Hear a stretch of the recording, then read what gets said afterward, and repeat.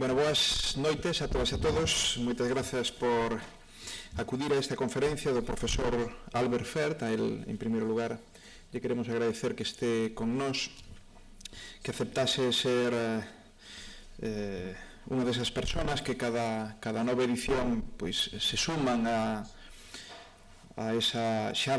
relativamente longa lista de persoas que veñen intervindo nas edicións do programa Conciencia. Todos sabemos, o mellor non o sabemos de forma directa, pero é fácil intuílo,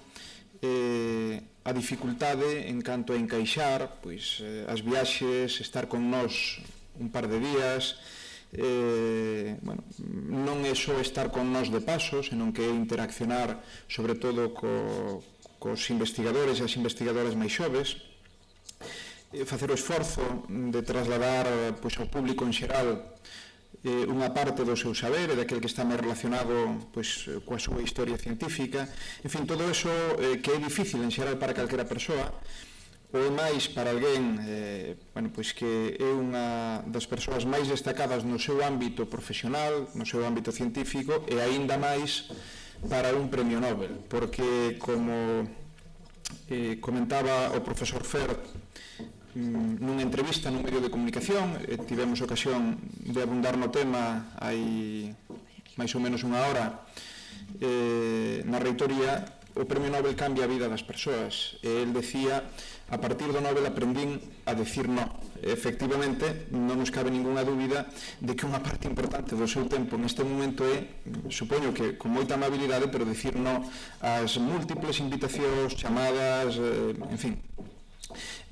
para facer entrevistas, para reunións, para conferencias, e a nos dixo sí. Por tanto, quero agradecerlo moi especialmente e o valoro de un modo moi importante. Bueno, antes de nada, eu son o reitor da universidade.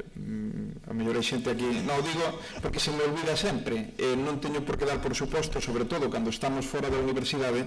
que a xente sabe quen son. Por tanto, disculpadme. Ademais do profesor Fer, nos acompaña, el seguro que todo o mundo sabe quen é, pero en todo caso por amizade e por educación o quero presentar o profesor Mira, profesor da Universidade de Santiago de Compostela. Está aquí ademais na súa condición de director do programa Conciencia, que é o programa onde enmarcamos pois, estas visitas ou mini estadías, pero estadías porque, insisto, non é algo de pasar fugazmente, senón de estar o tempo que se estar en plenitude, non? Ele é o director, é unha persona moi comprometida, moi empeñada neste proxecto, en boa medida, pois, o corazón e a cabeza do proxecto, eu quero agradecerlo. Fixadevos, eu viña camiñando para aquí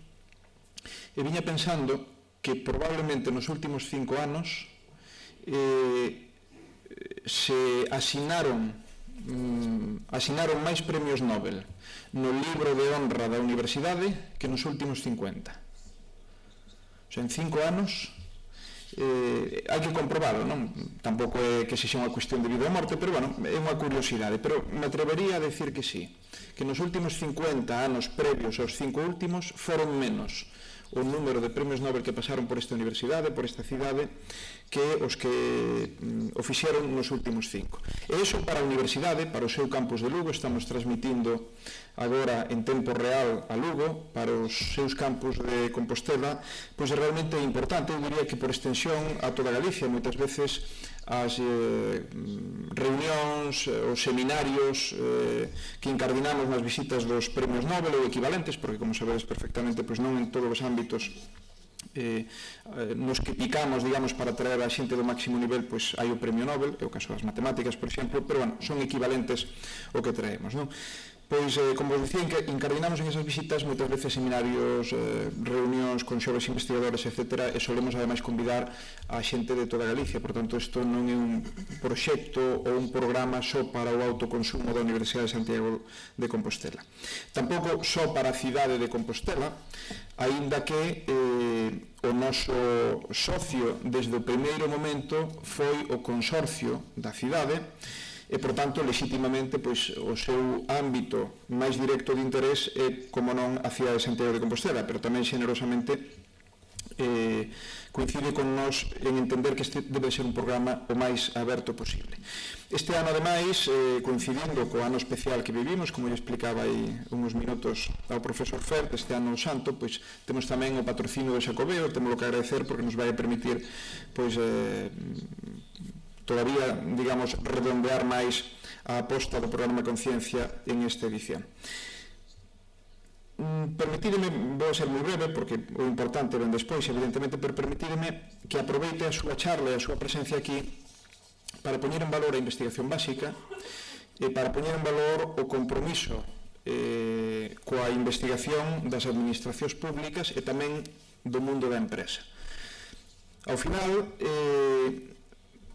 a súa charla nos vai a falar de algo que todos coñezamos en maior detalle ou en menor detalle, pero aínda que superficialmente coñezamos o mundo do que nos vai a falar, nos sona a investigación moi teórica, moi básica, a descubrir novo coñecemento, a algo que aparentemente pois está ben, hai que facelo, hai que publicalo, pero que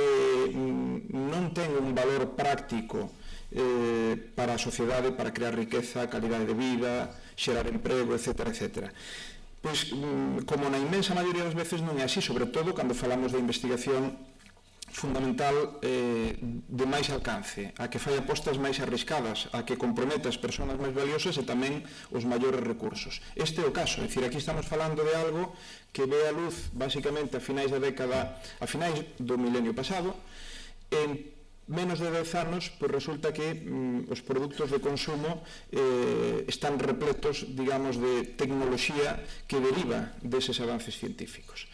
Comentábamos, non o comparte exactamente o profesor Fert, pero en todo caso tampouco o discute,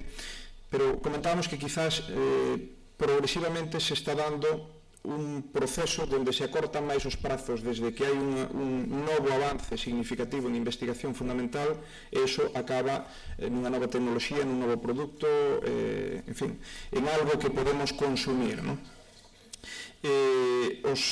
Hai algúns casos que son realmente espectaculares. En menos de 5 anos pois vemos como se revoluciona un sector productivo por este tipo de avances no coñecemento. Isto a min aparentemente me dá a sensación de que cada vez incluso se acorta máis. Entre outras cousas porque hai máis medios, máis tecnoloxías, máis capacidade de poñer a proba e de desenvolver o que pode dar de sí, ao menos en primeira instancia, un novo avance científico. Por eso, se xa era indiscutible, eu creo que cada vez máis, incluso para os ollos de quen miden o mundo só polo inmediato, ou con unhas gafas cortoplacistas, que poden ser, non todos, pero sobre todo quizás os nosos políticos, non? Pois incluso para eles, máis que nunca, debería de ser obvio que investir en investigación, aínda que se busque unha rentabilidade económica, unha rentabilidade de mellor atención, por exemplo, aos pacientes, ou de mellor atención médica, unha rentabilidade de creación de emprego, emprego de alto valor engadido, que se busquen os nichos productivos máis rendibles, incluso, como digo, cada vez debería de ser máis obvio e, por tanto, deberíamos de ter que esforzarnos menos en explicar a excepcional importancia de investir en investigación fundamental. Pero, aínda o obvio, como sempre, por outra parte, pois non o é tanto e hai que esforzarse, non pasa nada, pero é importante isto. E despois outra cuestión, boa parte destes avances se dan en un centro que ten 3 socios. Ten unha pata da administración pública a través do CNRS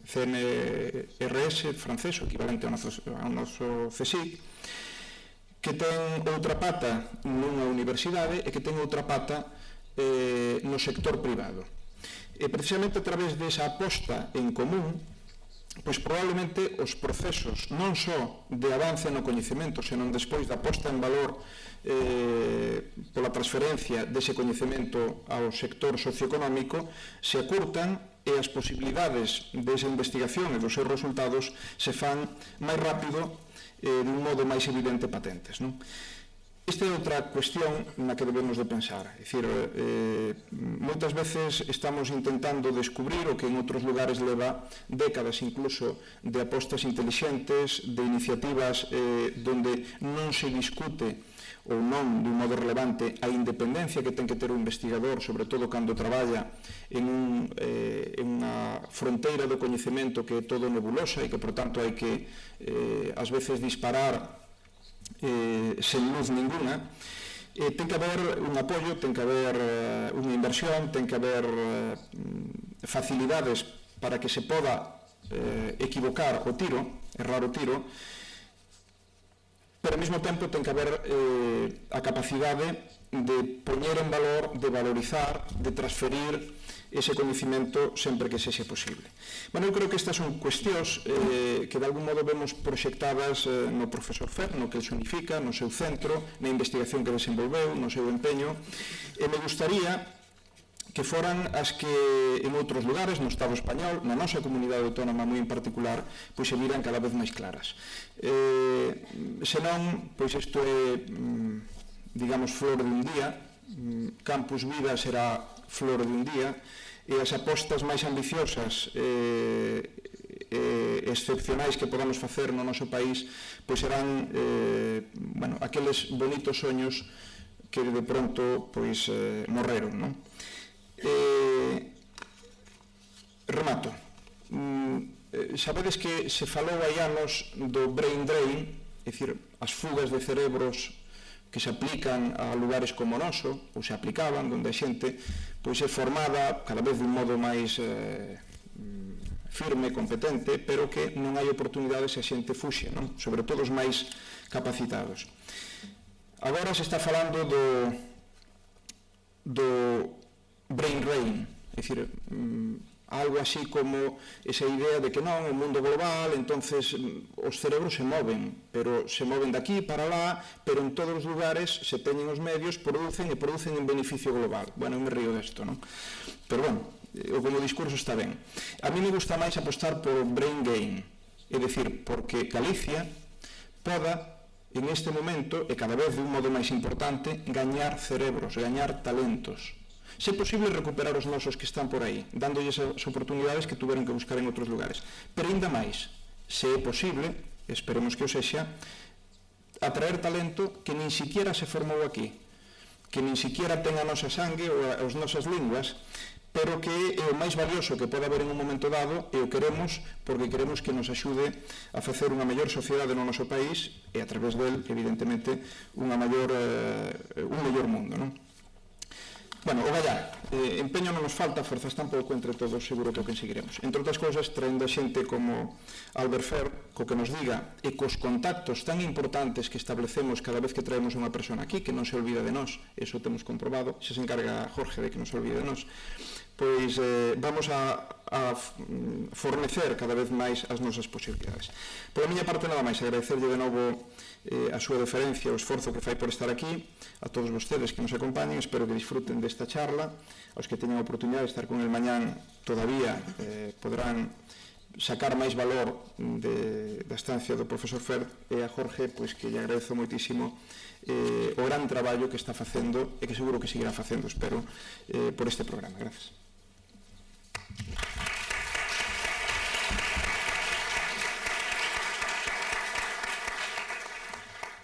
Grazas, reitor, profesor Fert. Bueno, boa tarde, noite a xente que nos ve dende Lugo, a xente de arriba, que tamén estades, e un saudinho especial para a comunidade de Twenty e de Facebook, que sei que medra día a día grazas ao traballo infatigable de algunhas persoas que están por aquí polo medio. Bueno, arranca o programa Conciencia, estamos xa na quinta edición, está plenamente consolidado, coa visita deste home que temos aquí á nosa dereita. Xa falarei dele máis adiante, simplemente quero apuntar que dentro dun mes, nesta mesma sala, a esta mesma hora, temos a conferencia de Ser Gerardo Croto, vai a pasar casi unha semana connosco. A ele seguiralle nunha data que ainda non temos confirmada Richard Roberts, Premio Nobel de Medicina, e para outubro virá Ada Jonaz, que por certo é a única Premio Nobel de Química viva, a cuarta muller na historia que o consegue. E tamén teremos, en data que esperemos fixar pronto, a entrega do Premio Fonseca de Comunicación da Ciencia, que, como sabedes, recaeu este ano en 10 de setembro, de sobra coñecido. Bueno, que dicir do noso convidado de hoxe? É francés, naceu en Carcassonne, no sur de Francia, ten unha vinculación emocional con España bastante importante, amante do seu cinema, entre outros, pois sempre declara a súa paixón por Almodóvar. De pequeno, cando empezou a medrar e se fixo adolescente, pasou á Escola Normal Superior de París, onde se licenciou en Física e en Matemáticas, liu a súa tese nun grupo bastante forte, e, dende logo, enseguida empezou a despuntar co seu traballo. O seu traballo, basicamente, contará máis polo miúdo, consistiu en decatarse de que os electróns teñen unha propiedade a parte da súa carga eléctrica, que era, bueno, pois o que se explotaba normalmente para os circuitos, é que os electróns son partículas que teñen un momento magnético, como se fora un pequeno imán, que pode ser susceptible á presenza de outro imán externo. De xeito que se un deseña materiais magnéticos cunhas propiedades que ele comentará despois, pode facer que o paso deses electróns sexa diferente segundo teñan ese imán apuntando cara arriba ou segundo teñan apuntando cara abaixo. Dese xeito que facemos é construir unha villa que pecha o paso ou abre o paso en función de se ti lle aplicas un imán ou non. Bueno, pois este principio foi o que deu tanto éxito e que se implementou tan rapidamente e permitiu unha auténtica revolución na nosa electrónica de consumo, que ele tamén empezará a comentar. Por suposto, iso garantiulle os máis altos recoñecementos. Xa o artigo no que se anunciou este achádego foi do ano 1988, un artigo na revista Physical Review Letters, e a partir de aí empezaron a choverlle pois, os recoñecementos. Aquí fago simplemente unha pequena escolma: o Premio de Magnetismo da Unión Internacional de Física Pura e Aplicada no ano 94, o Premio Internacional de Novos Materiais da Sociedade Americana de Física, o Premio de Física da Sociedade Europea de Física, claro, a Medalla de Ouro do CNRS no 2003, o Premio Xapón, un premio moi importante que dá o propio emperador, que é algo así como 100 millóns das antiguas pesetas, un premio bastante potente, e o Premio Wolf. O Premio Wolf ven sendo algo así como a antesala dos premios Nobel, non? Hai como unha especie de casualidade ou de causalidade entre este premio e o que ele recibiu posteriormente. Bueno, pois no ano 2007 estaba un día na súa casa e o 15 de outubro recibe unha chamada da Academia Sueca dicindolle que acaba de levar o Premio Nobel. E nas oficinas de prensa, en algún periódico, empezou a aparecer isto que vedes aquí: antigo xogador de rugby do Otley Rugby Union Football Club gana o Premio Nobel. Isto saiu pois, nun periódico británico, pero tamén en Just Today ou no New York Times dicían un antigo xogador de rugby e agora un ávido navegante recibe o Premio Nobel. E, efectivamente, Albert Fert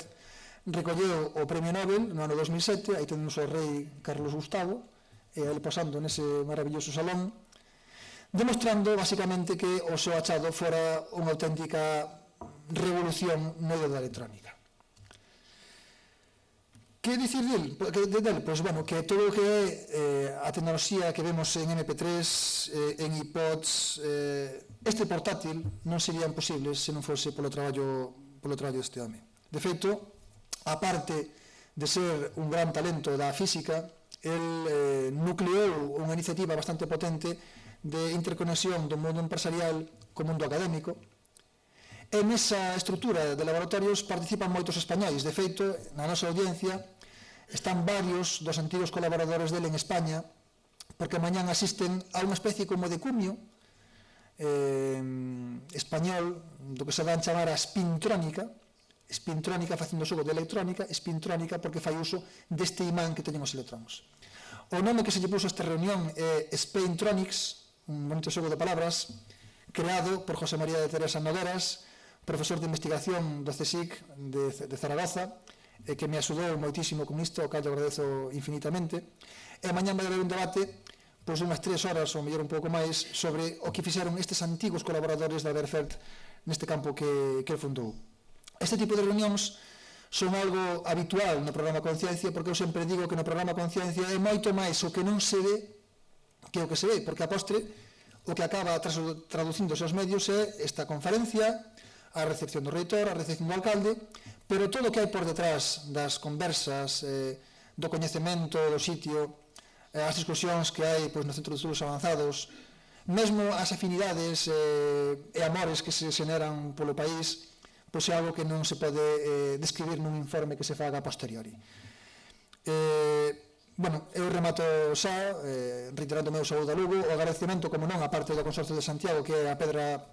angular que move isto, tamén o programa Xacobeo, que neste ano se incorpora ao programa Conciencia, porque é consciente que é unha magnífica maneira de proxectar a imaxe de calidade tanto de Santiago de Compostela como da súa universidade. Bueno, pois, deixo-vos sin máis co profesor Fert e lembro-vos que dentro dun mes temos aquí a conferencia de Croto. Hai un detalle, estaba buscando aquí coa vista a un alumno de física que está ali, que creo que lle quere entregar algo ao profesor Fert. Sube, Pablo. Aí. E vai nos a contar o que lle quere entregar. Un espontáneo. Un espontáneo. Pactado, pasa por ali. Preparado, Bueno, pois, Pablo, colle se queres o micrófono, aquí explícase. Por exemplo, do rector. Aí. Hola. Bueno, esto es un regalo que lle queremos facer aquí ao profesor, porque temos un festival na Facultade de Física que se chama QMF, que son as siglas de Quantum Music Festival. Un festival que vimos facendo desde hai máis dunha década, no que grupos formados por alumnos e incluso profesores da nosa facultade pois dedícanse a pasalo ben durante un día e distraerse un pouco. Esta é a camiseta deste ano que queríamos regalarlle para que tivese un recordo de estudantes de física de aquí.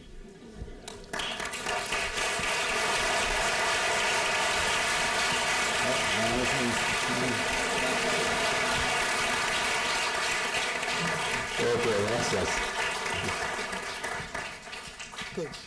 Bueno, pues vamos abaixo. Sí, imos abaixo, pero con isto non lle aplaudimos a Jorge, eu creo que hai que aplaudir.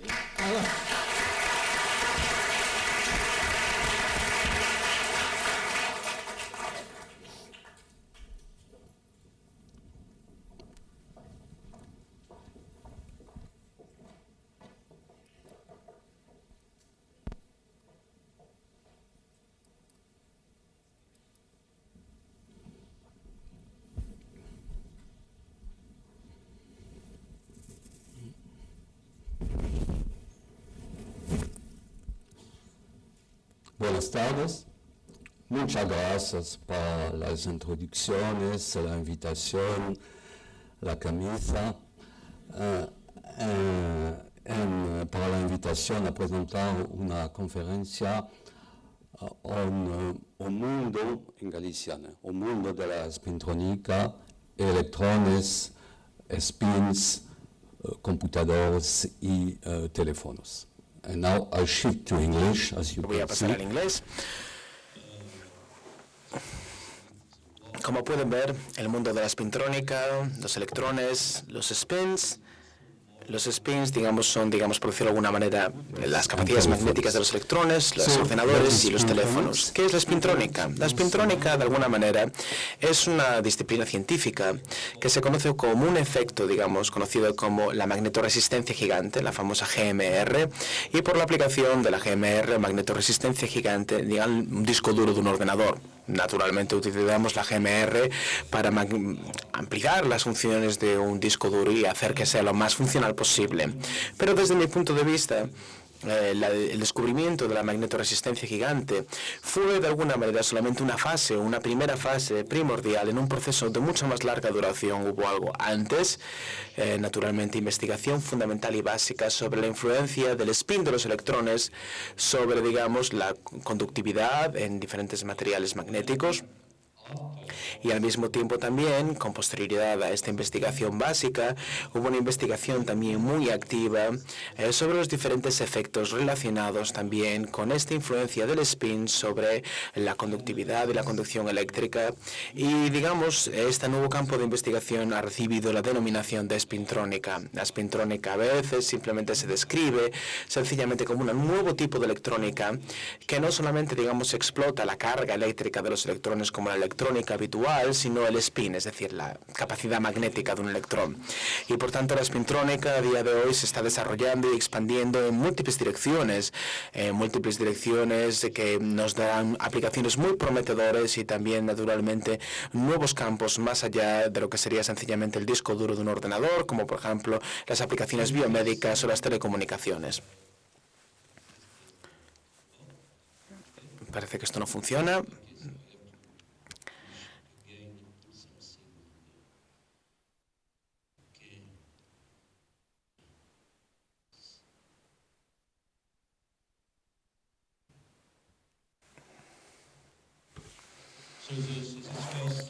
Bien, esta primera posición, esta primera diapositiva nos muestra, digamos, el desarrollo de la spintrónica a lo largo del tiempo. En primer lugar, vemos el electrón con su carga y con el spin, es decir, esta línea roja, esta flecha, marca, por tanto, el spin. Y lo que se puede decir directamente es que la electrónica básicamente explotaría la influencia del spin sobre la conductividad de los materiales magnéticos, como puede ser el hierro, y digamos lo que tenemos son diferentes condiciones y diferentes movilidades para el electrón, dependiendo de si tenemos, digamos, el spin hacia arriba, es decir, el spin up, o por el contrario es, digamos, hacia el polo sur, es decir, en adición hacia abajo, spin down. Esta conductividad dependiente del spin se puede además explotar en nanoestructuras donde se necesitan dimensiones muy pequeñas, como pueden ser, digamos, la que aparece en la pantalla, donde tenemos múltiples átomos que forman diferentes capas, donde se incluyen a lo mejor 3 o 4 capas magnéticas. Y luego también lo podemos observar en otros diferentes tipos de nanoestructuras, y esta explotación, digamos, de la conductividad, de la conducción dependiente del spin en las nanoestructuras nos permitió obtener múltiples efectos desde esa spintrónica, como por ejemplo la magnetoresistencia gigante y también el efecto magnetoresistencia de túnel, y todos estos efectos naturalmente tienen sus aplicaciones, como son por ejemplo los lectores de los discos duros, los nuevos tipos de memorias, como por ejemplo la MRAM, y naturalmente, como ya mencionaré posteriormente, la spintrónica se está expandiendo en múltiples direcciones, como por ejemplo en un campo muy activo que sería aquel de la transferencia del spin. En la transferencia del spin, los experimentos que se desarrollan en este sentido, se puede manipular, digamos, el momento magnético de un imán a través de sin la utilización de ningún tipo de campo magnético, pero simplemente a través de una transfusión, por decirlo de alguna manera, del spin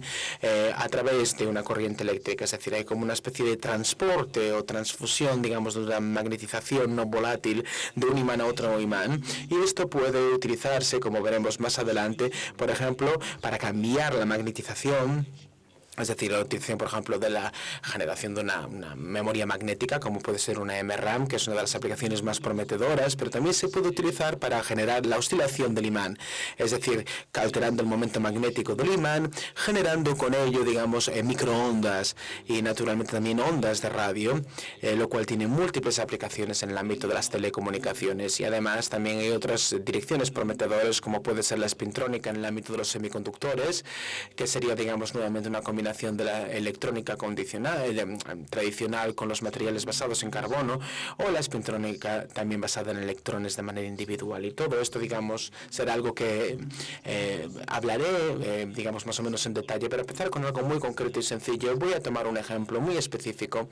que es el de los discos duros, y cómo los discos duros tienen una relación directa con la spintrónica, y la magnetoresistencia gigante nos permite mejorar, digamos, la funcionalidad de los mismos, y cómo la nanotecnología también se introduce en este campo. Esto es un disco duro.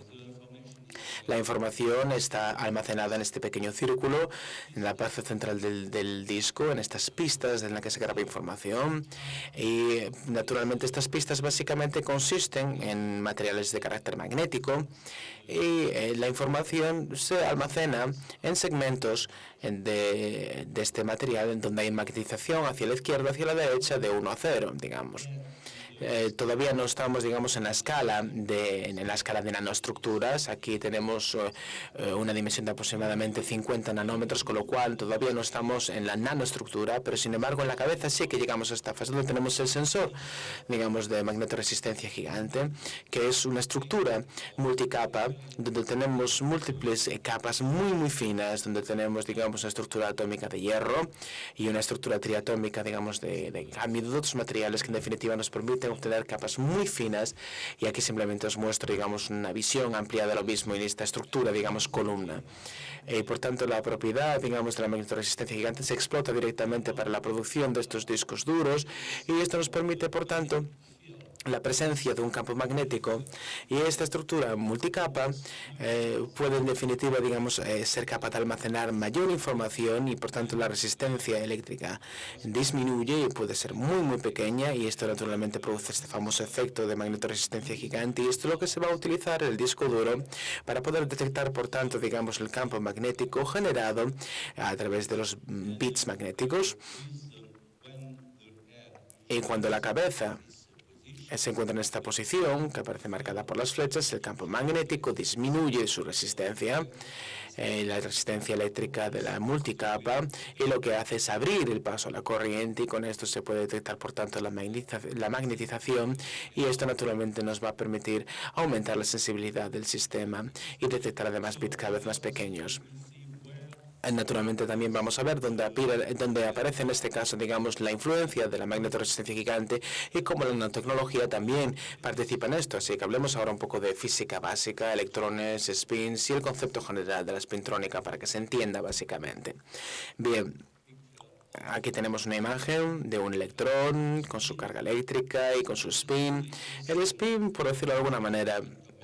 es un concepto cuanto mecánico de los electrones, y naturalmente es la base del magnetismo. Un material magnético es básicamente un material en el cual hay un número diferente de electrones con su correspondiente spin, algunos, digamos, dirigidos hacia arriba, hacia digamos, el polo norte, y otros dirigidos hacia abajo, es decir, polo sur, con lo cual naturalmente esto nos permite que sea un material magnético, y el spin del electrón está en el origen del ferromagnetismo y la propiedad magnética de ciertos materiales.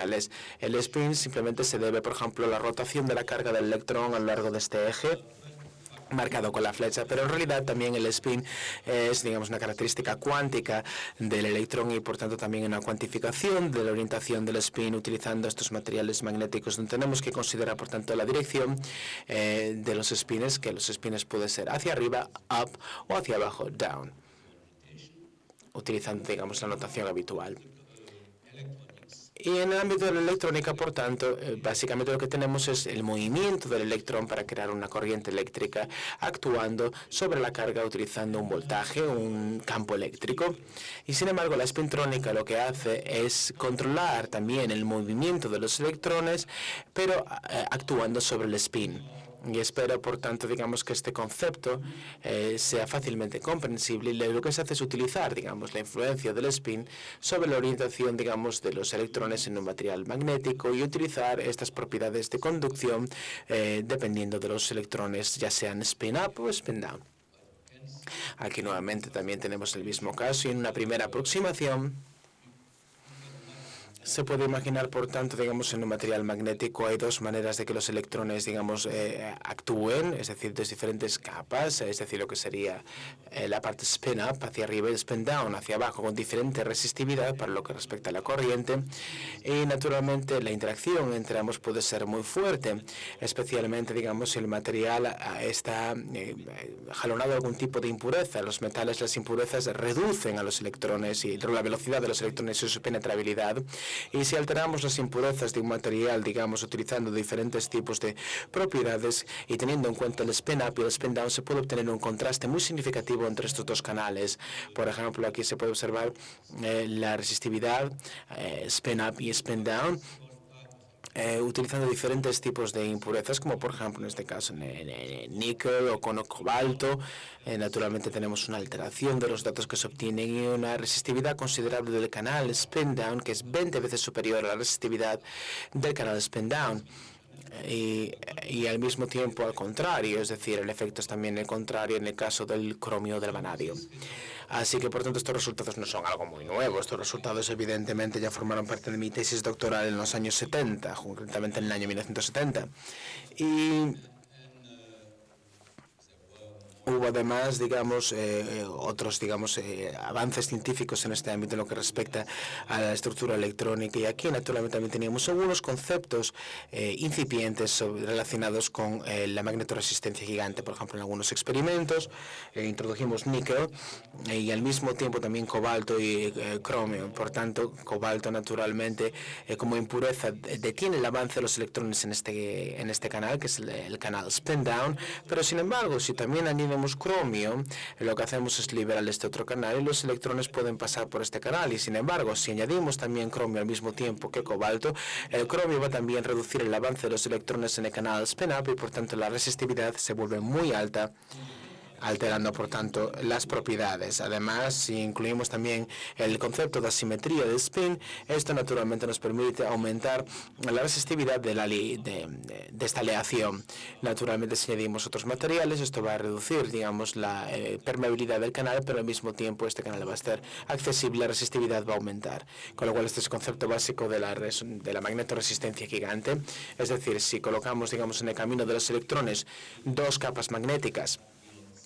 que seleccionarán, digamos, una de las direcciones del spin, filtrando una de las mismas, y por tanto la magnetización está en direcciones opuestas, es decir, de una manera absolutamente paralela. En configuración, la primera capa, por tanto, va a detener los electrones azules,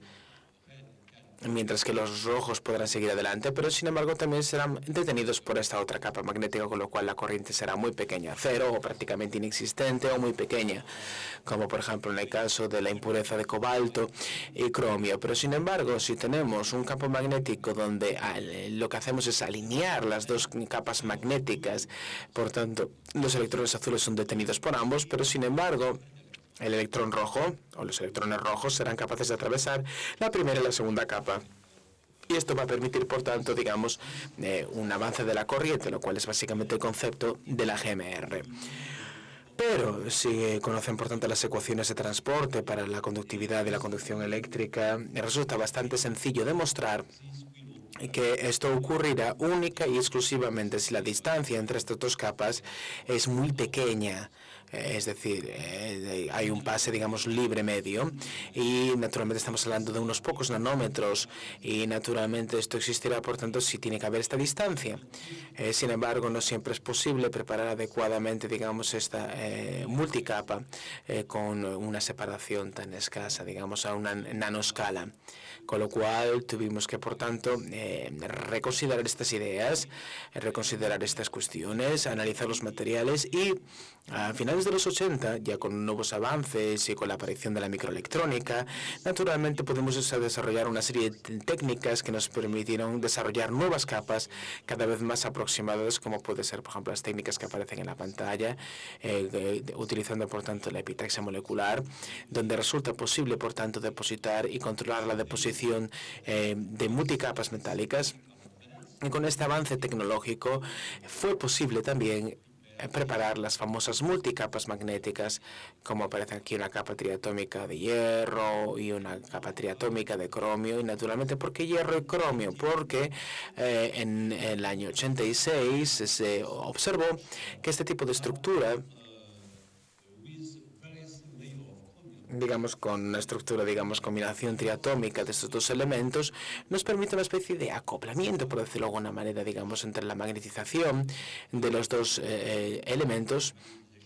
creando, digamos, una magnetización en direcciones opuestas, lo cual resulta, por tanto, a mi modo de ver, que este es el sistema ideal para poder aplicar el concepto de la GMR y, por tanto, aplicando un campo magnético para poder cambiar, digamos, de antiparalelo a paralelo para ver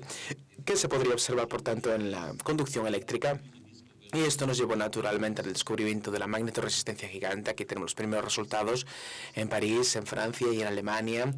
por parte de Peter Kornberg. Y aquí observamos también la resistencia, digamos, de la multicapa, la combinación de los dos elementos en función del campo magnético. Y naturalmente aplicando un campo magnético lo que hacemos es pasar de una configuración antiparalela a una configuración paralela de la magnetización. Observamos claramente que hay un cambio significativo de la resistencia, una caída de la resistencia, con un efecto muy significativo de hasta un 80% que denominamos magnetorresistencia gigante, y el mismo efecto similar fue observado también en el grupo de Peter Kornberg y se puede observar claramente, sin lugar a duda, que el mecanismo es básicamente el mismo que ya he descrito anteriormente, es decir, si la magnetización es paralela, tenemos por tanto la posibilidad de que una de las direcciones de spin pueda atravesar esta barrera y por tanto, digamos, propagar fácilmente la conducción, pero sin embargo, cuando estamos en la configuración antiparalela, aquí naturalmente hay una ralentización de los electrones y la resistividad, por tanto, es mucho más elevada. Y esto ocurre únicamente y exclusivamente, como se podía predecir de este modelo teórico, creando, digamos, una capa muy similar de aproximadamente 0,9 nanómetros, una capa triatómica, como ya he mencionado previamente, de estos dos elementos, cromo y hierro. Por tanto, fue necesario, digamos, ir a esta escala, la escala de nanoestructura. Esta es una imagen naturalmente muy sencilla y simplificada, pero después se ha desarrollado una teoría para poder introducir también, digamos, la reflexión del electrón en la interfaz, la introducción también de otros elementos que no voy a describir en detalle por mantener la simplicidad de la conferencia, pero me gustaría concluir esta parte de la conferencia con una serie de comentarios básicos. Esto es un ejemplo básico, digamos, de cómo un avance científico que a veces se deriva de la combinación de una serie de avances en diferentes campos. Por ejemplo, en este caso, la física fundamental, digamos, tuvo que esperar unos 50 años aproximadamente hasta que averiguáramos la posibilidad técnica para poder desarrollar esto gracias al progreso y al avance de las técnicas de deposición que nos permitieron explotar este concepto y explorarlo, y esto naturalmente es lo mismo que ocurre en la física en general, es decir, en ocasiones la ciencia avanza en un dominio determinado, pero sin embargo esto no da posibilidades de explotar los resultados adecuadamente y por lo tenemos que esperar hasta que haya un avance de otros dominios para que se den las circunstancias convergentes y concomitantes para poder encontrar la manera de seguir avanzando y encontrar por tanto aplicaciones novedosas. También observamos en este caso cuáles son, digamos, algunos de los temas más comunes y habituales en la nanotecnología, y esto es un ejemplo de la importancia de la nanotecnología. Este es el tipo de efecto que no habría sido posible obtener, incluso en el caso de que se conociera, digamos, avances científicos en aquel momento, porque sencillamente no había los avances técnicos necesarios para poder preparar esta nanoestructura. Sí que tenemos un ejemplo práctico de lo que se puede hacer con la nanotecnología, es decir, depositar estas capas triatómicas y explotar, por tanto, sus capacidades y propiedades físicas. Evidentemente, si hablamos de las aplicaciones, como ya he mencionado previamente, la aplicación fundamental sería fundamentalmente, digamos, para poder, en primer lugar, en la industria de la automoción, pero tal vez la más importante sería la aplicación a los discos duros y, naturalmente, en las cabezas de lecturas tenemos esta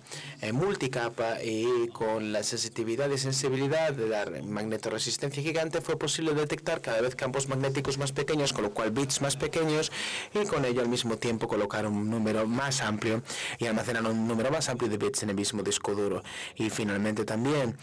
a modo de resumen, aquí tenemos por tanto, digamos, el avance significativo de la capacidad de los discos duros según el año en el que nos encontráramos, desde la generación previa hasta la generación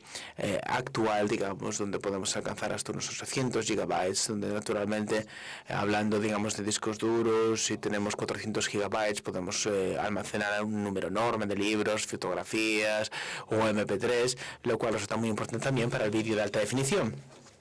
Otros aspectos significativos que no se pueden predecir son aquellos que tienen que ver con el hecho de que con esta información enorme que puede llegar a almacenarse dentro, digamos, un ámbito tan pequeño, es decir, aquí podemos saber el tamaño de algunos discos duros que puede ser hasta el tamaño de una moneda,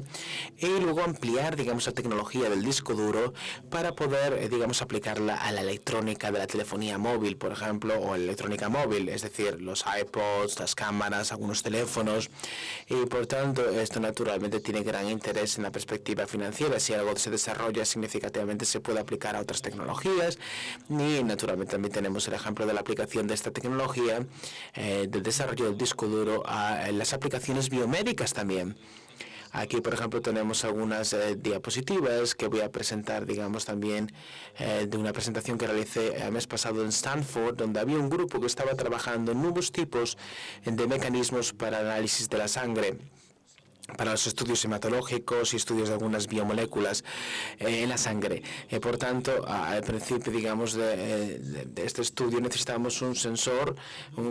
que naturalmente fuera capaz, por ejemplo, de analizar la presencia de una determinada estructura proteica, por ejemplo, para la detección o prematura de algún cáncer o la presencia de algún tipo de antígeno. Entonces, lo que hacemos es, en primer lugar, colocar este sensor con los correspondientes anticuerpos, y el anticuerpo, al mismo tiempo, atraerá a la proteína, es decir, a la estructura molecular que queremos analizar, y la idea, por tanto, sería también colocar en la misma gota de sangre, no exactamente en la misma gota de sangre, pero bueno, más o menos, digamos, para que nos entendamos, en otro tipo de anticuerpo,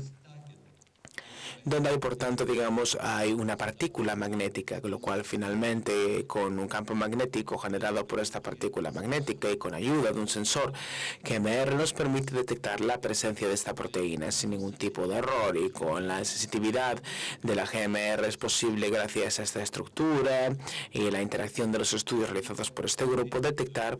1 o 2 o 3 moléculas y, por tanto, analizar con, digamos, con gran precisión una concentración muy pequeña de ese tipo de proteínas, o incluso nos permite también aplicar este tipo de descubrimiento para análisis de segmentos de ADN, por ejemplo, para detectar si en la sangre hay algún tipo, digamos, de segmento de ADN característico de un virus o característico de algún tipo de replicación de ADN o algún tipo de ADN de una célula totipotente cancerígena. Y, por tanto, con este mecanismo nos es posible, por tanto, realizar al mismo tiempo no solamente un estudio de diferentes tipos de cuestiones, sino al mismo tiempo analizar varios tipos de proteínas, varios tipos de ADN y, en definitiva, ser capaces de obtener informaciones de gran interés que se puede colocar en un aparato de un tamaño bastante pequeño, lo cual nos permite un análisis de gran número de moléculas en un mecanismo que, como ya hemos mencionado, es muy pequeño y se puede transportar fácilmente de un lugar a otro. Aquí, por ejemplo, podemos observar el ejemplo de la sensitividad de este sistema, que nos permite, por tanto, caracterizar proteínas, caracterizar diferentes tipos de formaciones oncológicas, y además, naturalmente, la publicidad de este equipo americano básicamente se centraba en el hecho de que en el futuro, digamos, el análisis clásico, el hemograma clásico o el estudio histológico clásico de un paciente a través de una biopsia podría sustituirse fácilmente a través de un análisis simultáneo de simplemente una muestra de sangre, no solamente para hacer un estudio proteómico con un número enorme y muy significativo de proteínas y perfiles proteicos, sino también para hacer un estudio genómico para poder determinar diferentes tipos de segmentos de ADN que pueden tener, por tanto, referencias o conexiones con perfiles genéticos concretos. Por tanto, se puede observar claramente que cuando empieza el avance de una tecnología se puede aplicar a múltiples ámbitos de investigación, y esto naturalmente también nos permite la aplicación a ámbitos biomédicos. Ahora me gustaría hablar de, digamos, otra fase muy significativa en el desarrollo de la espintrónica, que es TMR, es decir, la magnetoresistencia en efecto túnel, y su aplicación para la obtención de memorias tipo MRAM. En la física es muy fácil de explicar. Supongamos ahora que tenemos dos capas magnéticas, pero sin embargo separadas por una capa muy fina que es de carácter aislante. En principio, por tanto, si tenemos esta capa aislante, que lo que hace, por tanto, es reducir la corriente eléctrica, pero al mismo tiempo, esto a una nanoscala, nos permite obtener un efecto, digamos, de tunelización. Este efecto túnel, que es típico, por tanto, típico de un efecto cuanto mecánico, lo cual nos permite, por tanto, que una vez que una partícula esté localizada en un punto determinado, al mismo tiempo también hay una función tipo onda que extiende la posibilidad de la presencia de esta partícula en una extensión aproximadamente de algunos nanómetros, y Así esta función de onda, digamos, se expande hacia el otro de los lugares y por tanto alcanza la otra capa. Esto nos permite, digamos, la creación de una propiedad concreta de atravesar esta barrera aislante, y esto nos permite, por tanto, este efecto que ya he mencionado anteriormente de tunelización, de túnel, con lo cual naturalmente este efecto también tiene que ver directamente con la GMR, pero naturalmente con la TMR y con la resistencia eléctrica, que es diferente, digamos, de las configuraciones paralela o antiparalela. Les mostraré algunos ejemplos concretos de algunas estructuras. Aquí tenemos esta combinación magnética donde tenemos una capa de aluminio entre dos digamos, capas magnéticas, y por tanto ahora es posible también preparar combinaciones más significativas, como la que se observa en la diapositiva, donde tenemos por tanto, digamos, combinaciones de electrones donde tenemos una capa muy fina con solamente unas digamos, pequeñas capas o escasas capas de electrones a modo de barrera de aislamiento. La primera generación, digamos, en este caso tiene algunas aplicaciones. La TMR se aplica también a algunos discos duros, pero la aplicación más importante será el desarrollo de las MRAM, es decir, las memorias de acceso aleatorio magnéticos. Por tanto, debido a esta geometría vertical, es posible también reducir la dimensión lateral a, digamos, a una estructura de aproximadamente 0,1 micrómetros, y por tanto crear este tipo de células de memoria, por llamarlas de alguna manera, que se utilizarán en lo que se llama una MRAM. Voy a aplicar esto, aunque es probable que la mayor parte de los presentes lo sepan, pero puede ser que haya algunos que no estén familiarizados con los ordenadores o con la informática. En un ordenador tenemos, por tanto, una memoria RAM, pero también tenemos un interruptor que nos permite el acceso, digamos, a esta memoria que lleva bastante tiempo. Hace falta un milisegundo para poder acceder y leer, digamos, una información en el disco duro, lo cual resulta demasiado tiempo para la velocidad de los ordenadores hoy en día. Así que cuando encendemos el ordenador, digamos, tenemos que transferir parte de la memoria a, digamos, una memoria diferente, es decir, una memoria, digamos, basada en semiconductores, y estas memorias tipo RAM tienen un acceso muy corto, es decir, de aproximadamente un nanosegundo, y se puede utilizar, por tanto, el ordenador a esta velocidad gracias a la reducción del tiempo de acceso. Pero estas memorias son volátiles, es decir, hace falta tener algún tipo de capacidad eléctrica o voltaje para poder mantener esta memoria activa, y esto naturalmente cuando se apaga el ordenador hay que almacenar, digamos, naturalmente lo que hemos realizado en el disco duro, y también hay una gran cantidad de energía consumida porque si incluso el ordenador no está funcionando, tenemos que mantener, digamos, esta memoria dentro de las memorias RAM, y la idea sería sustituir las células de memoria de los RAM por este tipo de nuevas células, este tipo de estructura. En la primera generación, digamos, es más o menos similar a lo que se observa en la pantalla, y aquí por tanto tendríamos digamos, estructuras que nos permitirían tener un campo magnético que ocultaría y protegería la memoria. Esta primera generación ha tenido algunas dificultades en su desarrollo, concretamente en el mercado, en los últimos 4 años, y todavía tiene una aplicación bastante restringida y no demasiado amplia, debido, digamos, por tanto, a ciertas dificultades técnicas de aplicación, porque estas MRAMs también tienen una dificultad, que es que no son sensibles a la radiación de la atmósfera, y también pueden tener aplicación, por tanto, la industria de la aeronáutica y la industria aeroespacial. Y por tanto hubo aquí también este estudio de investigación en la industria de los Airbuses, porque es importante que la electrónica no sea sensible a las radiaciones atmosféricas. Pero otro aspecto también importante tiene que ver con la nueva generación de MRAMs, que es la llamada STT-RAM, que lo que va a hacer es explotar algunos de los avances desarrollados en el ámbito de la estructura de tunelización TMR. Y aquí tenemos, por tanto, una capa atómica de magnesio, concretamente óxido de magnesio, y 2 capas de hierro. Y esto nos va a permitir, por tanto, explotar este aumento de la magnetoresistencia en un factor de 10, en lo que respecta a la estructura, digamos, paralela y antiparalela, y además también al mismo tiempo utilizando el STT como sistema de escritura de la memoria. ¿Y por qué utilizamos, digamos, este efecto TMR mucho más amplio? Bueno, lo voy a intentar explicar de manera muy simple para los físicos del público, que a manera, digamos, más o menos sencilla y comprensible, se podría decir que esta función de onda, digamos, que transpone los electrones a la barrera, tiene, por tanto, digamos,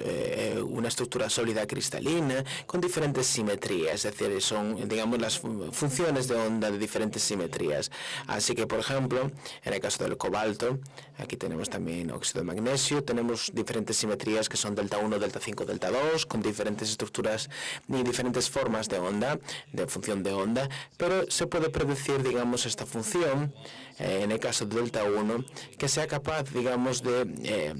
expandirse a una distancia más amplia, pero sin embargo a menor velocidad, con lo cual, digamos, hay un canal intensivo para el transporte de los electrones. Pero también ocurre que es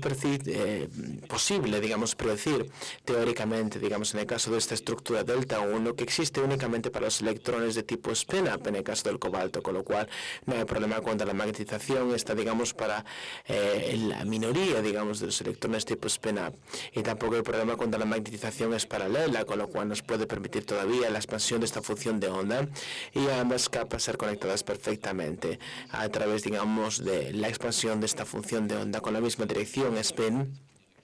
una estructura mayoritaria, digamos,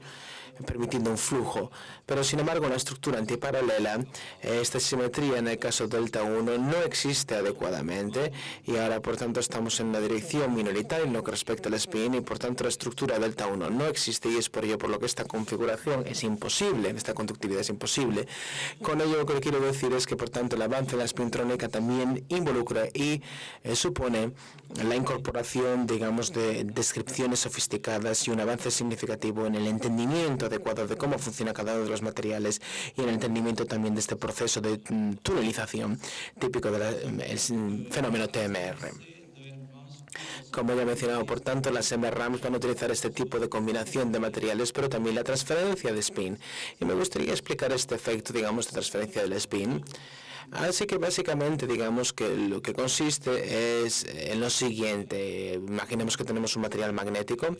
y aquí en este caso, por tanto, lo que vamos a hacer es aplicar una corriente eléctrica con spins polarizados en la misma dirección y, por tanto, aquí tenemos dos efectos que se van a poder obtener en este caso.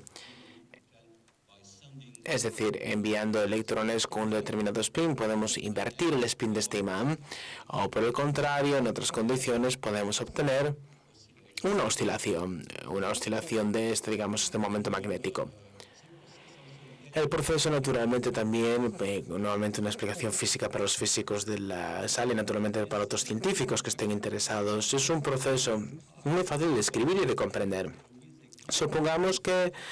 con una primera capa magnética estamos, por tanto, preparando, digamos, una polarización determinada de los electrones del spin a lo largo, por tanto, digamos, de esta dirección que estoy marcando en la pantalla. Este electrón, por tanto, va a cruzar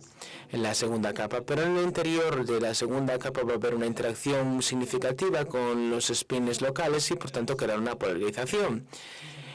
Pero esta interacción naturalmente tiene que ver con el spin total de la estructura, lo cual presupone que lo que se ha producido a través de estos electrones es simplemente, digamos, una aplicación total al spin de esta capa. Y esto implica que, por tanto, hay una rotación del spin total.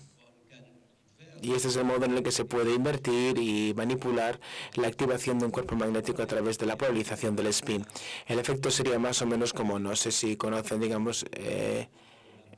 la pétanque, que es como la petanca en español. Probablemente lo conocerán y resultará familiar. Pero en el caso de este juego francés y también español, un buen jugador puede arrojar una de estas pelotas y una de estas pelotas va a incidir sobre otra, impactando sobre esta, con lo cual la primera de ellas se detendrá completamente y la segunda, por el contrario, tomará la velocidad inicial de la pelota que fue lanzada inicialmente por el jugador de petanca, lo cual es una demostración de la conservación del momento lineal de la velocidad. Y esto es exactamente el mismo caso, pero no actuando sobre la velocidad, sino por el contrario, sobre la rotación, la velocidad rotativa, es decir, en este caso, el spin de los electrones es física simple y básica como la petanca. Si son buenos en la petanca, serán perfectamente capaces de comprender perfectamente este efecto de transferencia del spin. Pero esto naturalmente también puede utilizarse en estructuras, digamos, pequeñas, como en este caso de MRAM, para poder cambiar la magnetización, preparando, por tanto, la corriente a través de esta capa magnética, y se envía la corriente a través de óxido de magnesio, y con ello vamos a ser capaces de revertir, de invertir la magnetización de esta, por ejemplo, memoria MRAM, y se puede detectar el cambio de magnetización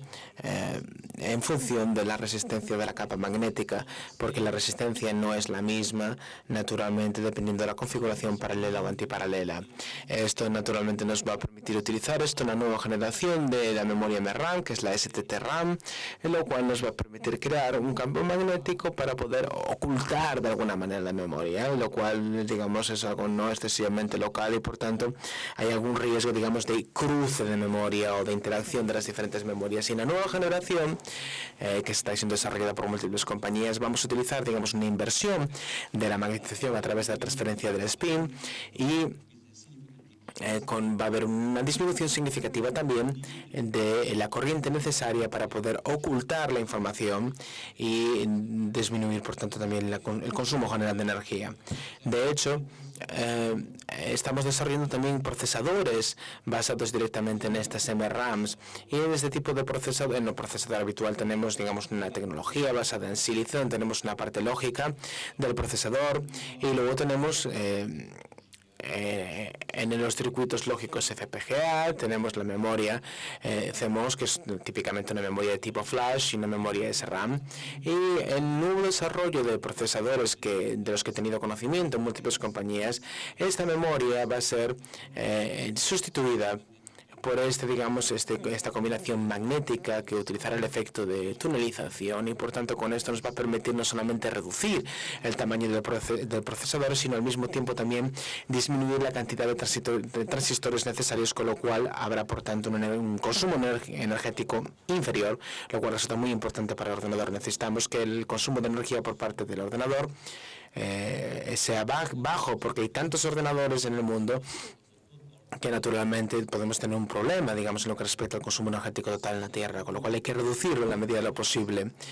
Y es, por tanto, necesario la búsqueda de nuevas tecnologías que nos ayuden a optimizar el consumo eléctrico, el consumo de energía, y que nos permitan hacerlo en un factor de aproximadamente 2, es decir, con lo cual tendremos una reducción significativa,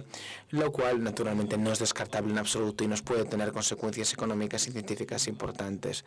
Lo que observamos, por tanto, es que con el desarrollo de esta nueva memoria tipo STT-RAM no tenemos inconvenientes como la volatilidad, y además también al mismo tiempo es muy resistente y nos permite la sustitución de los RAMs anteriores, y nos permitirá, por tanto, digamos,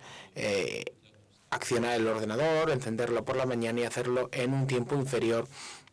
a un segundo, con lo cual se puede perfectamente apagar el ordenador en medio de la noche o en cualquier momento, porque yo en muchas ocasiones dejo el ordenador encendido durante la noche y esto consume mucha energía, así que con esto naturalmente podremos reducir el consumo significativamente si dejamos el ordenador encendido todo el día. Bien, en esta combinación, por tanto, entre electrónica clásica y spintrónica, tenemos, digamos, un ejemplo significativo e importante de lo que ocurrirá a finales de la tecnología CMOS, la tecnología de sílice. Sabemos, por ejemplo, que en el momento actual tenemos la ley de Moore, que nos permite producir una disminución significativa del tamaño y aumento de la velocidad de los componentes electrónicos, y sabemos, por tanto, que hay un límite físico, y esta evolución de la electrónica parará aproximadamente unos 10 años aproximadamente, y en ese momento, por tanto, tendrá que haber un nuevo concepto que es muy significativo, digamos, en la investigación electrónica de las diferentes compañías, que se puede hacer más allá de la tecnología CMOS, es decir, cómo podemos superar esta tecnología y continuar con el avance en la reducción de los tamaños y reducción de los precios y de la inversión necesaria para obtener de materiales de calidad, con lo cual seguramente va a haber, digamos, un punto intermedio, algún tipo de régimen intermedio donde probablemente tenemos este nuevo tipo de procesador, que podría ser, digamos, un ejemplo interesante si funciona adecuadamente de este tipo de sistema híbrido, por llamarlo de alguna manera, mecanismo híbrido, en este régimen intermedio de paso entre, digamos, el sistema de tipo CMOS y posteriormente, lo que viene después. El nuevo régimen o el otro régimen de transferencia de spin básicamente utiliza la magnetización y durante, digamos, la alteración de la magnetización de esta capa,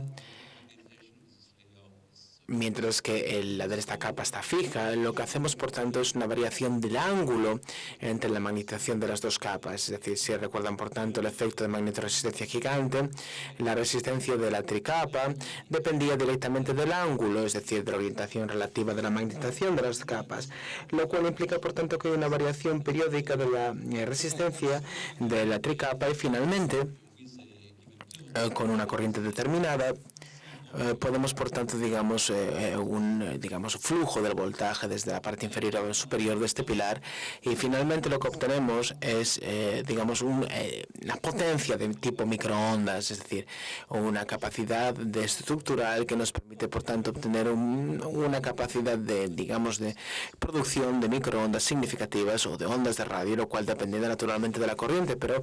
que se puede observar claramente en la representación gráfica, que es significativa.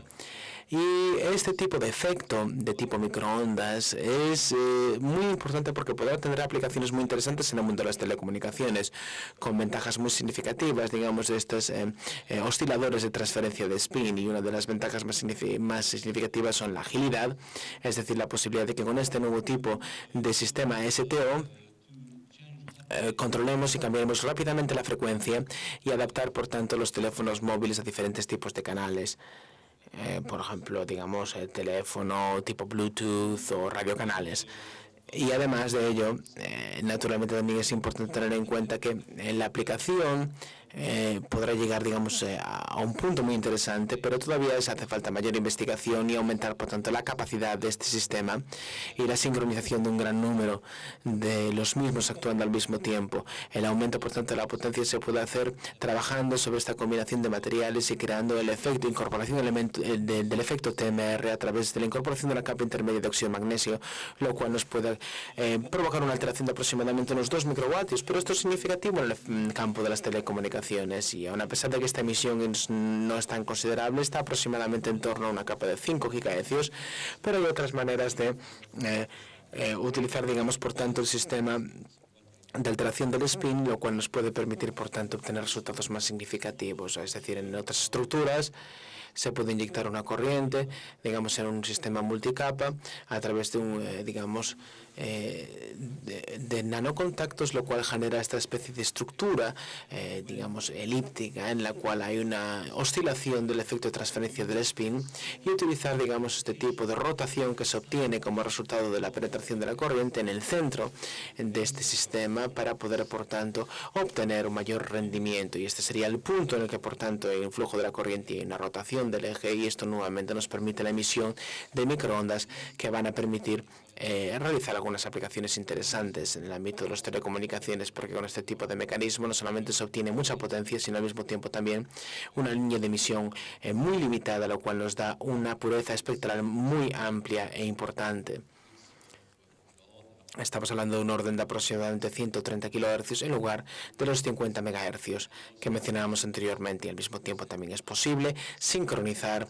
múltiples de estos sistemas, con lo cual utilizaremos aquí la oscilación y la emisión de las microondas, reduciendo, por tanto, el gasto de consumo energético y al mismo tiempo mejorando la potencia. Y esto, naturalmente, tendrá aplicaciones muy interesantes en el mundo de las telecomunicaciones y la telefonía móvil. Hay, digamos, múltiples aspectos que me gustaría mencionar y que son muy interesantes en la spintrónica, pero me gustaría citar otro más, que es lo que se puede hacer, digamos, por ejemplo, utilizando la transferencia de spin. Imaginemos que, por tanto, tengamos una nanopared magnética, donde tenemos una diferente orientación de la magnetización en la derecha y la izquierda, y lo que es posible es la incorporación o la inyección de una corriente de spin polarizada, lo cual nos permite mover el dominio magnético. Estas imágenes, por tanto, se obtuvieron a través de pulsos de 5 nanosegundos de corriente en esta, digamos, nanopared o nanoestructura, y lo que hicimos fue, por tanto, alterar, digamos, el borde, la frontera de estas dos estructuras en una distancia de aproximadamente 5 micrómetros. Y esto, digamos, sería la base de una aplicación que resulta muy atractiva y significativa, y no sé si funcionará mucho o no, pero en cualquier caso es algo que está desarrollando IBM, que es un nuevo tipo de mecanismo cuyo objetivo es sustituir los discos discos duros, es decir, digamos, superar la capacidad de memorización masiva de los discos duros, que digamos es por tanto un sistema de carácter mecánico, y esto de por sí es su mayor desventaja y lo más frágil, por tanto, es el sistema mecánico del disco duro. Es decir, esta fragilidad, si se estudia o se analiza científicamente, se puede observar claramente que naturalmente los discos duros tienen, digamos, limitaciones en lo que respecta a la supervivencia y durabilidad. Pero con este nuevo desarrollo de mecanismo, la idea sería creación de este tipo de bucles, nanobucles, utilizando metales magnéticos que se van colocando, digamos, dentro de una estructura de sílice para así almacenar la memoria, digamos, creando estructuras o dominios magnéticos spin down y spin up, y al mismo tiempo incorporando diferentes barreras. Y aquí tendríamos una alteración de la magnetización. Cero significa que no hay penetración, y así la información se puede almacenar, y gracias a la transferencia del spin se puede mover la información, se puede mover por tanto esta hilera de fragmentos magnéticos de información, y nos permite por tanto detectar la información rápidamente. Y esto es lo que está siendo desarrollado actualmente por IBM para probablemente sustituir la estructura habitual de los discos duros con este nuevo sistema. Pronto llegaré al final de mi conferencia, pero me gustaría concluir con algunos comentarios generales y algunas, digamos, referencias a nuevas direcciones. Me gustaría decir, por tanto, que la espintrónica también se puede utilizar con moléculas y semiconductores. El potencial de la espintrónica en lo que respecta a los semiconductores es claro y evidente, y por tanto lo que queremos es combinar el potencial de los semiconductores con la utilización, digamos, de la óptica y la creación de, digamos, de diferentes voltajes, y la potencial de la espintrónica como tiene que ver con su no volatilidad y el control del spin a través de una reducción del consumo energético. Y esto, por tanto, nos permitirá desarrollar gran cantidad de mecanismos y de sistemas. Ya he mencionado previamente que los nuevos procesadores utilizarán, digamos, las memorias de tipo STT-RAM, que serán una de las aplicaciones más realistas, pero también la aplicación, digamos, de esto con la creación de semiconductores para crear lo que sería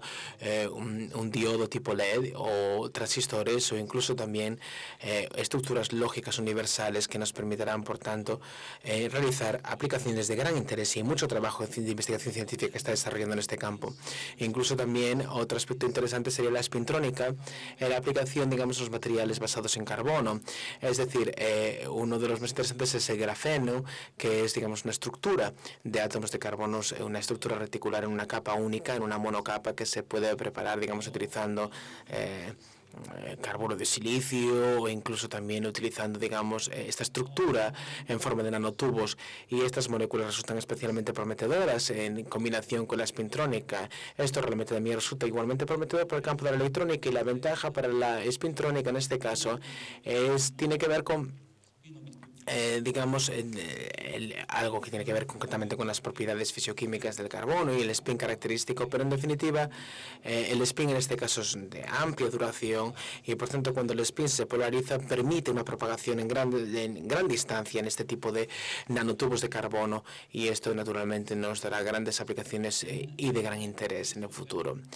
Pero esto naturalmente también nos permite, por tanto, crear nuevos campos de investigación, y creo que en definitiva, seguimos hablando naturalmente de espintrónica pura, es decir, no estamos hablando de electrónica, es decir, son aplicaciones a largo plazo. Pero hablando de una corriente, un tipo spin pura,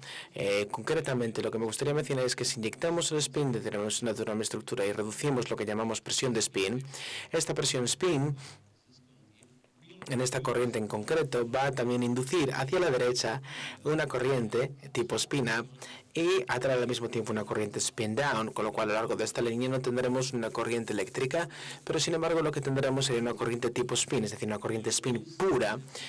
con algunas propiedades muy interesantes para la disipación de energía y otras características que no mencionaré. Así que en lo que respecta al grafeno y otros materiales o nanoestructuras con carbono, podría ser posible utilización de este tipo de estructuras y de corriente para el tratamiento de la información.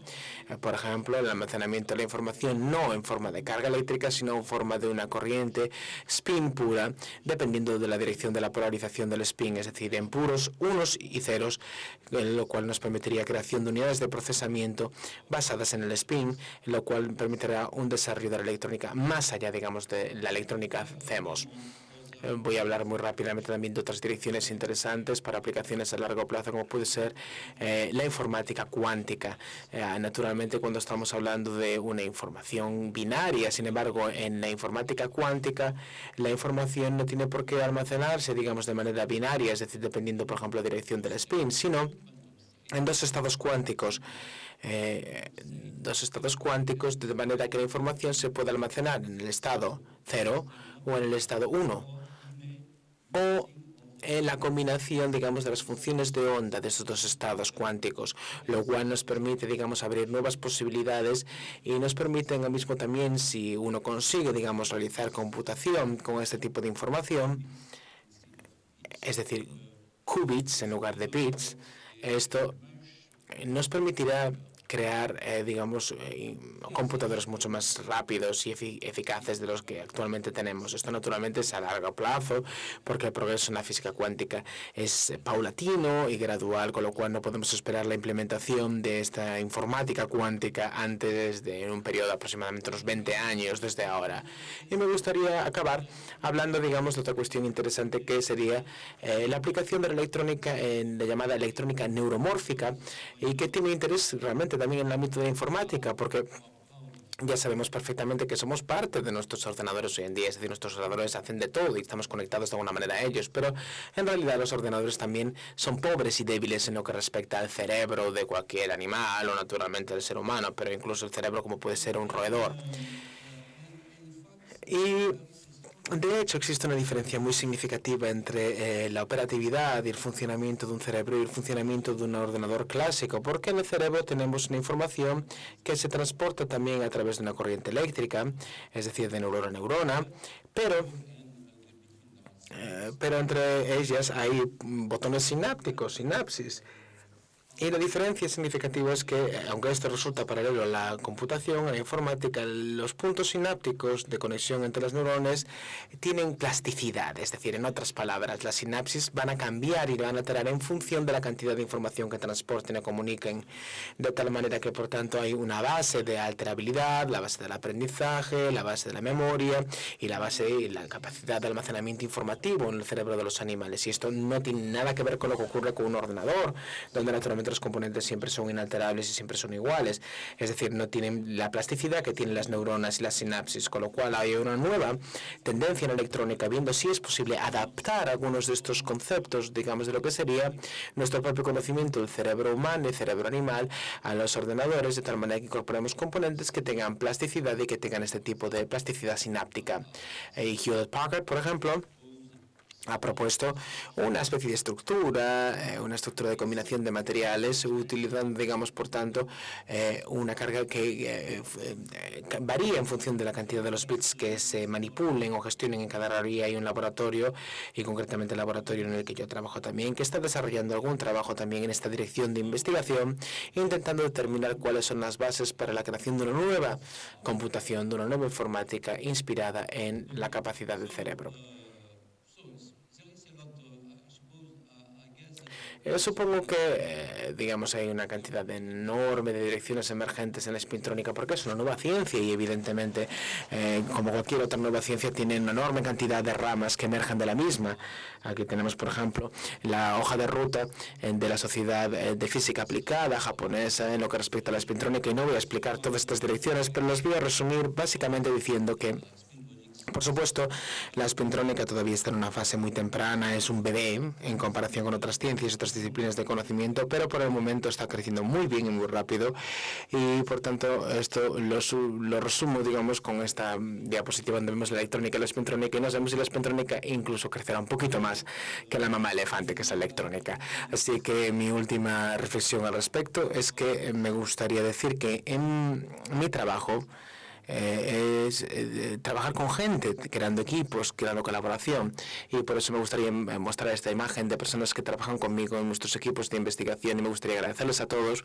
por su colaboración, y algunos de ustedes también presentes en el público, donde han trabajado en algunas ocasiones con nuestros equipos hace algunos años. Así que, para terminar, muchísimas gracias por su atención. Gracias.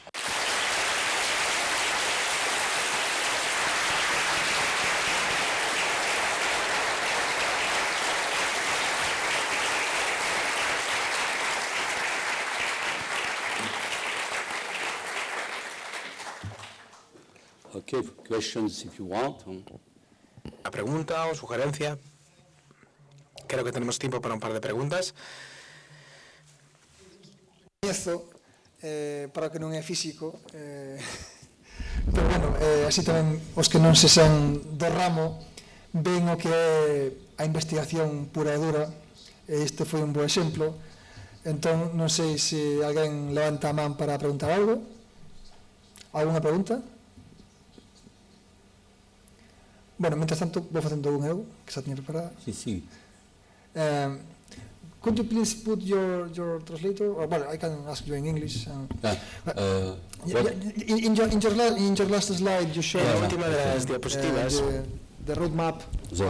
nos mostraste la hoja de ruta. No, it's not a question on the details of this roadmap. It's just No a tiene que ver basic con los question. detalles de esta hoja de ruta, pero es una pregunta generalista. Es decir, la spintrónica spintrónica se ha desarrollado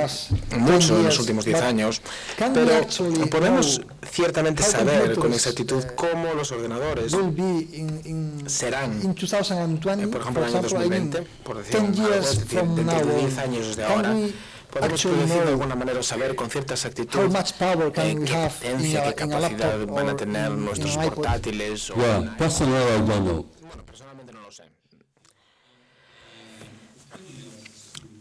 Dentro, digamos, de 10 años pueden ocurrir tantísimas cosas, así que, por tanto, lo que sí que sé naturalmente es aquello que nos puede preocupar en un plazo de unos 2, 3 años, nuevas aplicaciones de la transferencia del spin a las telecomunicaciones, y sí, pues, digamos, el desarrollo de nuevos tipos de procesadores, de nuevos tipos de memorias, pero hay tantas sorpresas en la ciencia, tantas cosas inesperadas, que realmente resulta muy difícil predecir algo a largo plazo, es decir, yo creo que es prácticamente imposible. Pero, por ejemplo, en el año 1961... On the discovery of GMR, could you actually envisage what was going to happen with the discovery? I could foresee. Sí, de alguna manera predecía hasta cierto punto que esta magnetoresistencia podría llegar a sustituir, digamos, la magnetoresistencia convencional, especialmente en lo que respecta a los discos duros, cuál era la aplicación más habitual, pero naturalmente todos los usos y aplicaciones no eran predecibles en aquel momento. Resulta muy difícil, por ejemplo, predecir las aplicaciones comerciales de, digamos, la electrónica de la telefonía móvil, porque naturalmente esto es, digamos, una evolución social prácticamente, una evolución impredecible. La aparición de los teléfonos móviles, su generalización y su avance tecnológico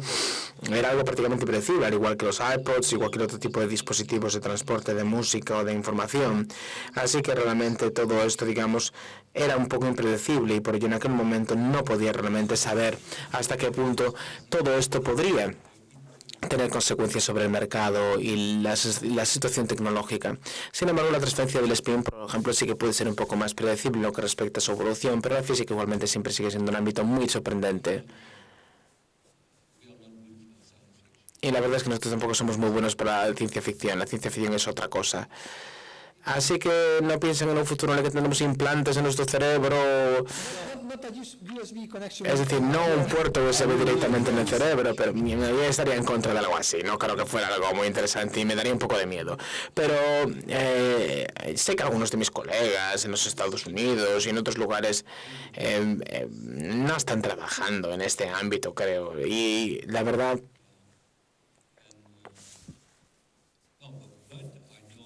es que, sin embargo, sé que hay muchos libros de ciencia ficción que sí que desarrollan este tema y esta posibilidad.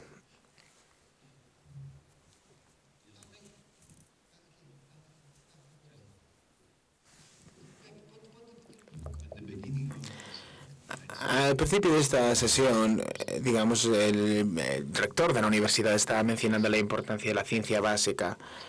para, digamos, la aplicación futura digamos, del avance tecnológico y de la sociedad. Y mi pregunta concretamente es, desde tu experiencia, desde el punto de vista,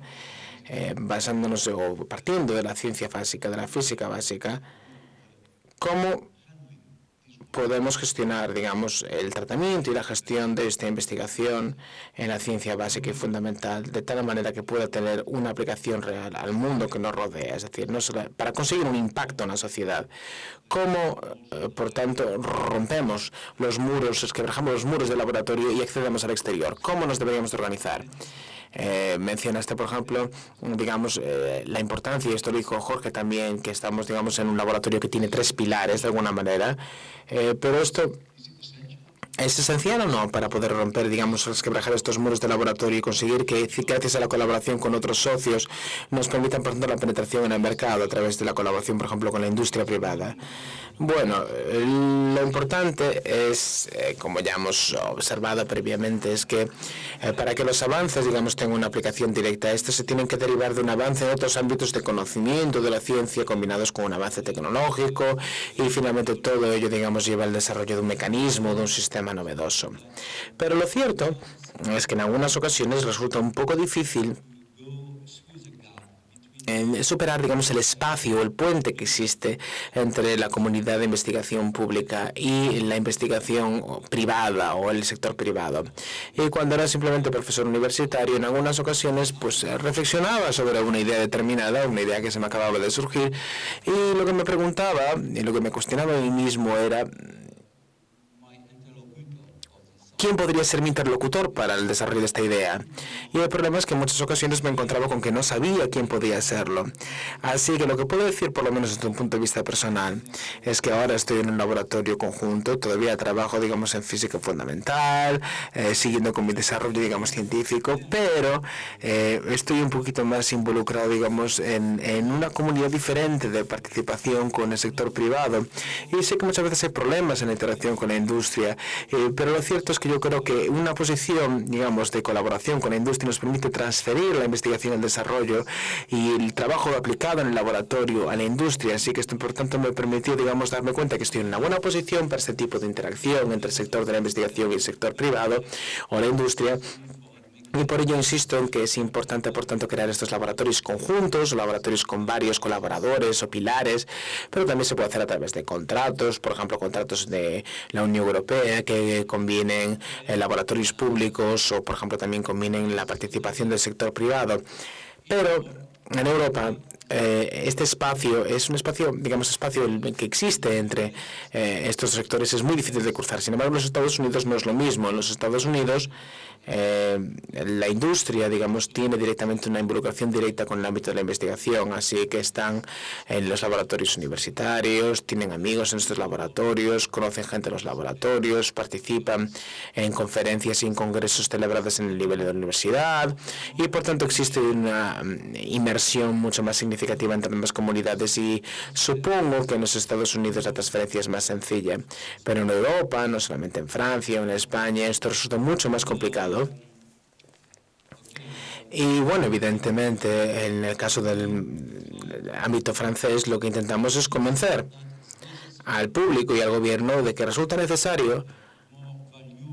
dar más valor, digamos, a la investigación doctoral, una mayor valor a la investigación doctoral en la industria. No sé qué pasa en España, pero naturalmente lo importante es tener en cuenta que una persona puede tener un salario más importante en la industria que una persona que esté dedicando a la investigación doctoral o postdoctoral. Así que es importante, por tanto, digamos, que hacer muchas cosas a nivel a pequeña escala y a mayor escala en esta dirección. Hay cosas que me olvidé mencionar en mi presentación. Una de ellas, por ejemplo, es la nanotecnología, es decir, hemos visto ejemplos, digamos, del avance de la espintrónica, que no solamente tiene que ver con la investigación y el desarrollo fundamental, sino también a través de nuevas tecnologías que permiten y hacen posible preparar pequeñas MRAMs, es decir, RAMs de pequeño tamaño, pequeños circuitos a través de aplicaciones técnicas específicas que nos van a permitir crear unas líneas muy pequeñas sobre el sílice y con ello, con todas estas tecnologías, finalmente lo que obtenemos son nuevas herramientas, es decir, tenemos nuevas herramientas muy significativas que nos permiten el avance científico. Y por ese motivo pienso que la nanotecnología resulta especialmente interesante como una herramienta que nos da todavía mayor capacidad y mayor fuerza, digamos, a la investigación y a la capacidad imaginativa que pueden tener los investigadores en ciertos ámbitos.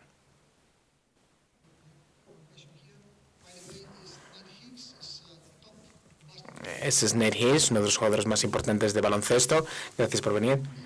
Mi pregunta es la siguiente, tiene que ver con la sustitución de los discos duros. La sustitución de los discos duros con digamos, la utilización de estos campos magnéticos y la transferencia del spin, lo cual presupone, digamos, el hecho de que la gente se vaya de un lugar a otro, que la gente trabaja en diferentes lugares, que se mueve de un lugar a otro. Y me gustaría saber, por tanto, que si colocamos este disco duro, digamos, en un formato más delicado, más lábil o más frágil, cómo esto podría afectar, digamos, a la incapacidad o la capacidad de este disco duro para realizar más funciones, o, por ejemplo, también, digamos, la posibilidad de transportarlo en todo el mundo. Es decir, es algo que es un problema logístico importante. Bien.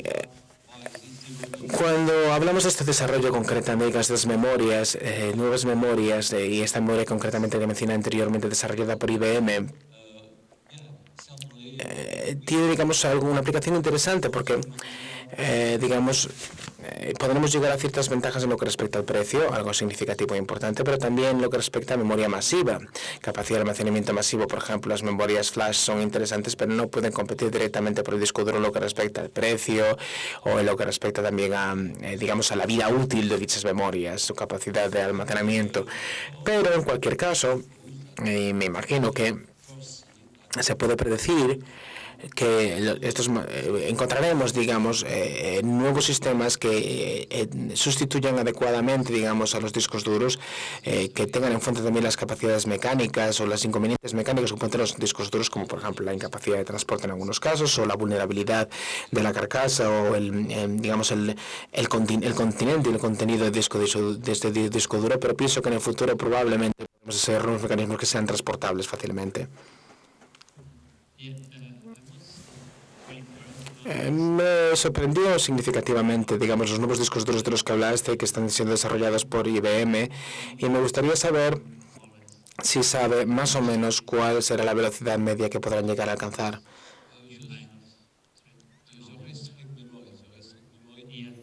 Concretamente, con respecto a estas memorias, la velocidad dependerá, digamos, algo que realmente no está todavía determinado claramente, no de un número, una cifra exacta, pero dependerá del mecanismo final que se desarrolle, porque la velocidad tiene que ver y está en función de, imaginemos que por ejemplo tenemos un conjunto, un número significativo de bits. Entonces el tiempo será más significativo, más amplio. Por ejemplo, en el caso de un disco duro, si queremos disminuir este tiempo y esta eficacia, por tanto, aumentando la velocidad, lo que tenemos es reducir el número de bits de un determinado bucle, y con esto también reducimos también la capacidad de memoria masiva, con lo cual va a haber, digamos, un compromiso de carácter comercial que todavía no es demasiado conocido y que no se puede determinar.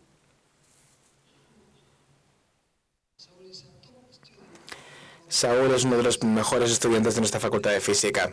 Me gustaría mencionar. Has mencionado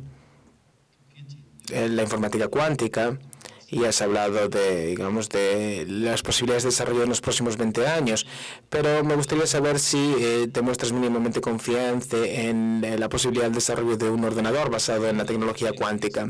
Bueno, no soy un experto en este campo, pero en algunas ocasiones he mantenido conversaciones con algunos expertos muy válidos en este campo, como el profesor Marcus en Harvard. E incluso si este científico está ciertamente, digamos, convencido de la posibilidad de desarrollo de la informática cuántica, lo que dice es básicamente que está desarrollando esta física tan bella y tan interesante para poder, digamos, tratar la información cuántica en los llamados qubits, pero me niego a decir algo contundente, significativo y concluyente en lo que respecta a la posibilidad práctica de finalmente desarrollar algún tipo de mecanismo útil y viable. Así que lo único que me gustaría es transferir directamente a vosotros lo que él dice, es decir, uno de los principales líderes en el campo de investigación que nos ocupa.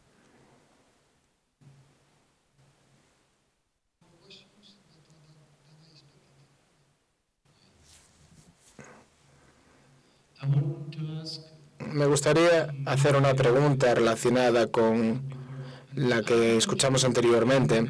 No sé si le están pagando, digamos, algún tipo de derechos o algún tipo de cuestión, digamos, concreta, como por ejemplo IBM o cualquier otra compañía que esté utilizando su tecnología y sus descubrimientos. No sé si está recibiendo algún tipo de pago en este sentido. Bueno, sí tenemos varias patentes desarrolladas. Por ejemplo, en el caso de la patente de la magnetoresistencia gigante, tenemos patentes desarrolladas tanto por parte de mi equipo como de Peter Gunberg, y la de Peter Gunberg fue publicada anteriormente, con lo cual los derechos son para él, son para Alemania. Pero para otras patentes hemos sido los primeros, con lo cual en este caso, naturalmente, en el momento actual tenemos patentes que pueden utilizarse, por ejemplo, para el nuevo desarrollo de MRAMs, y con cual vamos a obtener, por tanto, un pago directo. Y además de ello, también es importante mencionar que vamos a obtener parte de los derechos, digamos, y de los royalties que van a ir directamente a la investigación pública y no a la industria. En Francia, la investigación industrial no obtiene directamente, digamos, todo este tipo de dinero, sino que lo obtiene directamente de su propia autofinanciación, pero la investigación pública tenemos un porcentaje significativo de los royalties, de los derechos que van directamente a nosotros. Y algunos de estos van al Estado, por tanto, al gobierno.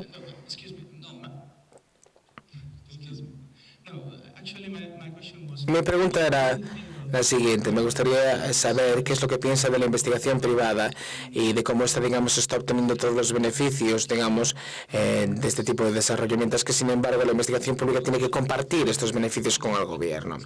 Bueno, imaginemos, por ejemplo, una patente que está siendo explotada en un momento determinado y que ha sido propuesta o publicada por un investigador de una compañía o del sector público o del CNRS, en el caso de Francia. La mayor parte, digamos, de los royalties van a ser compartidos entre el CNRS y la compañía, y un porcentaje mucho menos significativo irá al investigador. Pero el CNRS, digamos, tiene una gran cantidad de dinero proveniente de múltiples patentes sobre moléculas, por ejemplo, de aplicación médica. Es decir, una gran cantidad del dinero de la CNRS viene directamente de estas patentes desarrolladas en moléculas de aplicación biomédica.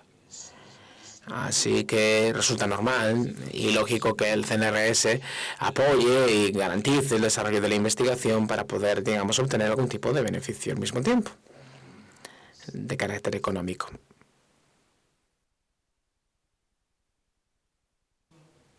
Bien,